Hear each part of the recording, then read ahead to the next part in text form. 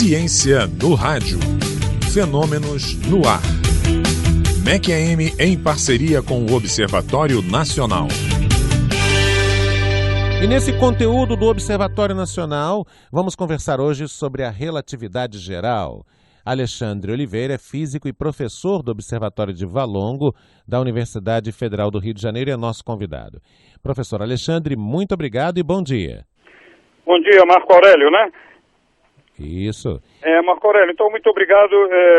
Se você puder, por favor, fala um pouco mais alto, que eu estou num telefone sem fio aqui, mas é um prazer aí conversar com vocês, ainda mais sobre esse tema, que é um tema que, em geral, não é muito falado, assim, né? Todo mundo sabe que existe, mas se fala muito pouco, né? Se fala de ondas gravitacionais, etc., mas a base de tudo isso, que é a teoria da relatividade geral, é um pouco falado. Então, parabenizo vocês aí pela iniciativa, e a Rádio MEC é uma rádio muito importante na minha vida, em momentos aí muito importantes. Eu ouvia muito a Rádio MEC, os programas de música clássica, etc. Parabéns, muito obrigado e vamos lá. Vamos lá. Então antes mesmo de perguntar sobre o objeto do seu estudo, é importante saber, para quem vai recuperar aqui essa informação, a base, né, da teoria da relatividade. Todo mundo lembra, o Einstein, teoria da relatividade, mas a base, quer dizer, o que realmente constitui, em síntese, a teoria da relatividade? Olha, a base da teoria da relatividade, isso aí a teoria da relatividade, ela foi construída ao longo de 10 anos, né? Praticamente 10 anos, né? Após o Einstein construir a teoria da relatividade especial, que é uma teoria para referenciais não acelerados, para referenciais inerciais, ele já tinha o problema do campo gravitacional, da teoria newtoniana, do grande Newton, né, que ele se considerava erguido sobre os pés de Newton, de Maxwell, etc. Então, a base da teoria da relatividade moderna de hoje é uma, mas ao longo da formação da teoria, o Einstein buscou vários caminhos, mas ele só realmente ingressou na reta final da construção da teoria quando ele teve conhecimento do cálculo tensorial do século XIX, quer dizer, por isso é que o Einstein sempre falou, as dificuldades matemáticas de vocês eu tenho em dobro, eu tenho muito mais. Por quê? Porque ele não conhecia o cálculo tensorial. Então, quando ele conheceu o cálculo tensorial através do Marcel Grossman, né, que era um amigo dele, inclusive o pai do Marcel Grossman, que conseguiu o emprego dele lá naquele departamento de patentes, então quando ele teve acesso ao cálculo tensorial, aí ele pôde realmente construir a teoria, porque ele ficou 10 anos batalhando nessa teoria, né? Então a base, como você pergunta, são os princípios que ele elaborou, né? O princípio da covariância, né? Que as leis da física não podem defender do observador, né? Que cada referencial, cada sistema de referência, cada observador tem que construir as mesmas equações, isso é uma das bases, né? E a outra é o famoso princípio da equivalência, né? E a gente vai até falar sobre o cálculo tensorial lá para o início. Hoje em dia, os cálculos modernos da relatividade geral são feitos de maneira muito mais simples, entendeu? E por causa justamente disso, né, desse enfoque, muita gente vulgarizava a discussão sobre teoria da relatividade, né? Tentava simplificar demais, o que acabava criando distorções na percepção do que é realmente a teoria da relatividade, né?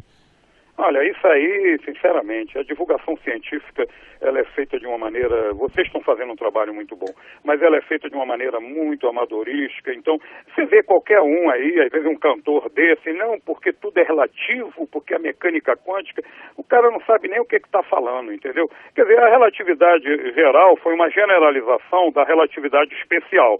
Mas a relatividade especial, como você falou mesmo, tudo é relativo, não sei o quê, você falou assim, né, mais para focar, né? Mas não é relativo. A relatividade especial tem algo absoluto, a velocidade da luz é absoluta, não depende do referencial, do observador, entendeu? Então não é bem assim. O termo é teoria da relatividade especial, teoria da relatividade geral, mas não é que tudo seja relativo, entendeu? Isso.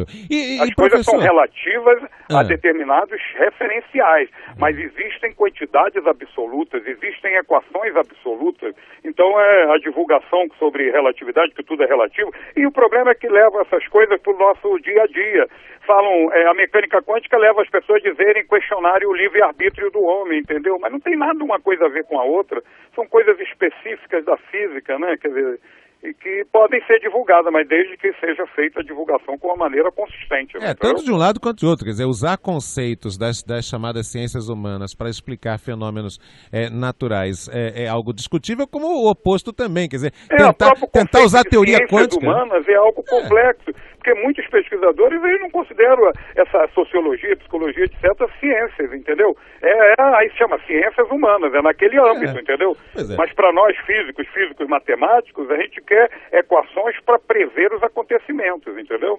Verdade, professor. Eu quando ouço pessoas como o senhor falando, penso assim, nossa, seria muito bom se a gente pudesse, e esse é um dos papéis desse quadro aqui, fazer entrevistas deste estilo nos mais variados meios de comunicação para quebrar paradigmas, para quebrar gente que tem verdades absolutas vindas do nada, né? Gente que move sua vida por camisas de força, por coisinhas pré-montadas, roteirinhos pré-montados. Elaboram modos viventes, elaboram perguntas, roteirinhos pré-montados, modos viventes. Elaboram caminhos, grupos para trabalhar coisas que não têm consistência física nem matemática nenhuma. E o pior de que tudo isso é se valendo da ciência, dizendo, não, isso está baseado na relatividade, na mecânica quântica, entendeu? Professor, e o objeto do seu estudo, especificamente ligado a essa questão da relatividade geral? Nós, pesquisadores, o objeto de estudo é uma coisa que varia ao longo dos anos, né? Quer dizer, mas meu objeto de estudo central foi a teoria da relatividade, aplicações teóricas da teoria da relatividade, inconsistências matemáticas, etc., né? Eu comecei com isso. Aí isso me chegou a um ponto, depois eu comecei a fazer alguma coisa relacionada com cosmologia, mas depois eu fiquei um pouco desiludido com isso e eu, vendo os trabalhos do Prigogine e de outros caras em mecânica estatística, aí eu comecei a querer desenvolver coisas em mecânica estatística. Então, o meu foco de trabalho hoje continua sendo a teoria da relatividade, né, principalmente questões da física matemática ligadas com ela, e eu estou investindo na área de aplicações da mecânica estatística a problemas físicos. No momento, inclusive, nós estamos iniciando um trabalho com um grupinho, com uma pessoa que, inclusive, eu sei que deu entrevista aí, que é o Marcelo Assassin, né? Ele tem um grupo lá no ON, que é o Alexandre Andrei, etc., e tem um grupo que trabalha com quasares. Então, nós estamos tentando aplicar princípios da mecânica estatística a essa questão dos quasares. Então, resumindo, a minha área de trabalho é a teoria da relatividade geral e uma tentativa inicial ainda estou começando, que demora anos até a gente poder produzir nessa área, no âmbito da mecânica estatística aplicada a fenômenos físicos, entendeu? Bom, professor, vamos falar sobre o princípio da equivalência, nome bonito, né, pomposo, mas vamos traduzir para o ouvinte o que é o princípio da equivalência. Olha só, mas antes disso eu quero pontuar uma coisa importante, que é dizer o seguinte: todas as teorias físicas, como foi estabelecida, relatividade especial, relatividade geral, as pessoas não têm noção. Algumas acham que isso é uma coisa estabelecida e aquilo é ad infinito, nunca vai ser modificado. Então, todas essas teorias, existem muitas controvérsias ali dentro, mas quando são teorias que elas têm uma aplicabilidade geral muito boa, elas continuam aí sendo o centro das atenções dos pesquisadores. Mas isso não quer dizer que elas não tenham controvérsias no meio da física, entre os pesquisadores. Você está perguntando o princípio da equivalência. Então, o princípio da equivalência é um dos alicerces da relatividade geral. Ele, como alicerce da relatividade geral, o que acontece? Ele está na base da relatividade geral, né? Porque o princípio é muito simples. O princípio diz o seguinte: se você tiver, teoricamente, né, você está num lugar lá, dentro de uma caixa, na sua sala, você está na sua sala, num lugar onde não existe campo gravitacional da Terra, não existe nada. Aí você, nessa sua sala, está muito longe de qualquer campo, qualquer interação. Aí você pega, acelera essa sala para cima. Na hora que você acelerar isso para cima, tu vai ter um efeito como se estivesse no elevador, o elevador subindo. Sim. Aí você vai ter um efeito de puxar você para baixo. Esse efeito é a mesma coisa fisicamente, pelo princípio da equivalência, do que você estar dentro da tua sala e na presença de um campo gravitacional. Ou seja, o campo gravitacional pode ser substituído pela aceleração do observador. Agora, isso é o princípio que o Einstein elaborou e, a partir disso, ele conseguiu formular a relatividade geral. Isso é usado também em cosmologia, etc. Agora, tem um problema aí. Olha só, para que isso possa ocorrer, o campo gravitacional que tem na sua sala tem que ser um campo totalmente homogêneo, igual em todos os pontos. Aí na sua sala mesmo, o campo gravitacional terrestre, ele não é homogêneo. Porque o campo no piso da sala é diferente do campo no teto da sala. Então, mas é diferente em poucas, lá no final, em várias casas decimais, que o princípio poderia ser aplicado, entendeu? Não tem problema. Então, o princípio da equivalência, ele diz basicamente isso, é que você pode substituir um campo gravitacional pela aceleração do observador. Mais uma coisa importante. Isso não é algo assim absurdo, teórico. Você mesmo, todos nós vemos isso toda hora, sabe quando? Quando você vê um astronauta navegando em órbita terrestre. Na hora que ele está caindo em queda livre em órbita terrestre, ele está ali dentro, joga um negócio, joga uma bolinha para o outro. Essa bolinha vai toda a vida como se não tivesse campo nenhum. Aquilo ali é uma interpretação, é uma visão, é uma colocação em prática do princípio da equivalência. Porque ele está ali como se não existisse campo gravitacional, devido ao movimento dele de rotação em torno da Terra. Isso não é isso, entendeu? Certo. Para você que ligou o rádio agora, nossa, está ouvindo esse professor falando com essa voz super clara, dicção, simpatia, sorriso. Nós estamos conversando ao vivo e cumprindo um dos papéis principais da Rádio MEC AM, que é a educação popular. Nós estamos conversando ao vivo com um cientista, o professor Alexandre Oliveira, físico, professor do Observatório do Valongo, da Universidade Federal do Rio de Janeiro, e estamos falando sobre a relatividade geral e cumprindo, repito, um dos papéis mais importantes dessa parceria entre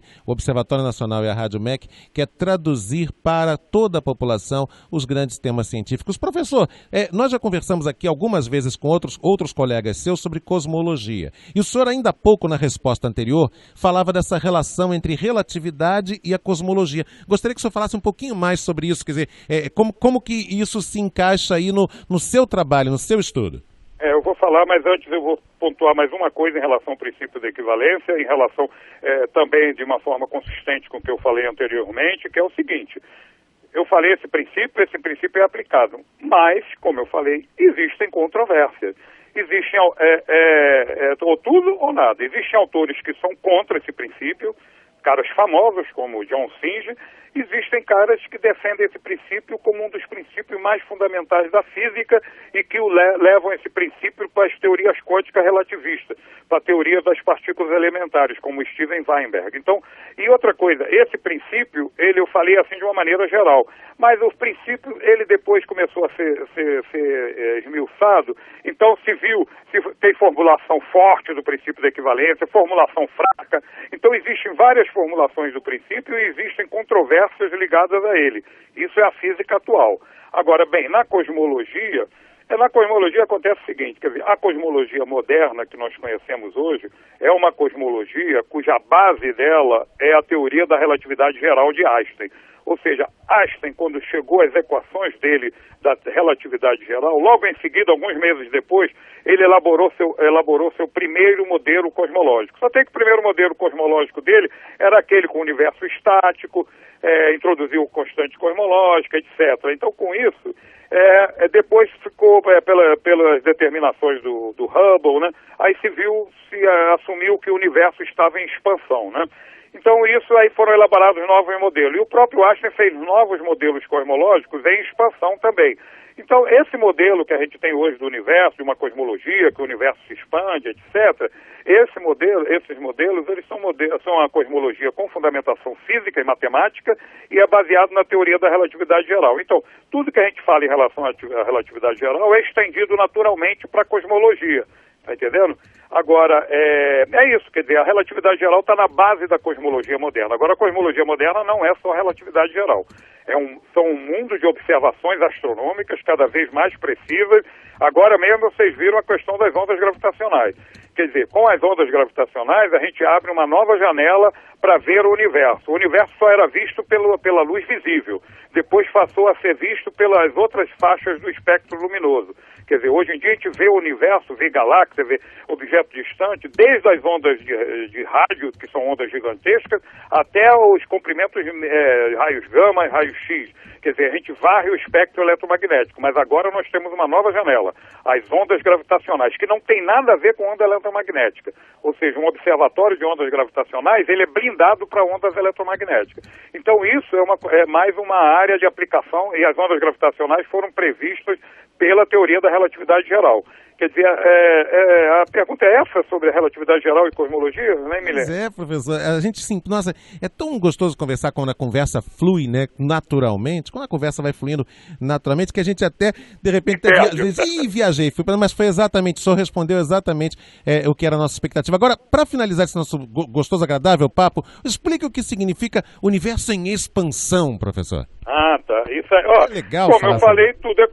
Há pessoas que discutem essa questão do universo estar em expansão, mas isso é assumido pela cosmologia padrão.